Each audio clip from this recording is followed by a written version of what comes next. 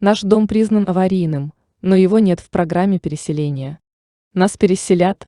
Если дом является многоквартирным, в доме есть помещения общего пользования, подъезды, лестничные клетки, общие коридоры или он расположен на едином земельном участке, и он признан аварийным до 1 января 2017 года, такой дом должен быть включен в программу переселения, финансируемую с участием средств фонда ЖКХ. Если по каким-либо причинам такой дом не включен в программу, следует обращаться с заявлением или жалобой в органы власти вашего региона или в фонд ЖКХ. Если ваш дом является домом блокированной застройки, не является многоквартирным, то следует учитывать, что на расселение вашего дома в настоящее время не выделяются средства из бюджета Российской Федерации. Решение о формировании программ расселения таких домов и условиях их реализации принимают субъекты Российской Федерации и муниципальные образования при условии наличия возможностей по их финансированию.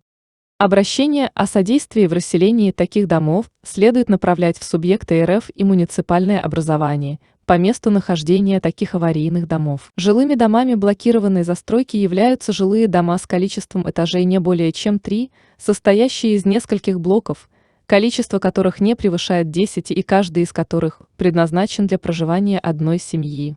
Имеет общую стену, общие стены, без проемов с соседним блоком или соседними блоками, расположен на отдельном земельном участке и имеет выход на территорию общего пользования. Переселение граждан из домов, признанных аварийными после 1 января 2017 года, также возможно на усмотрение субъекта Российской Федерации или муниципального образования.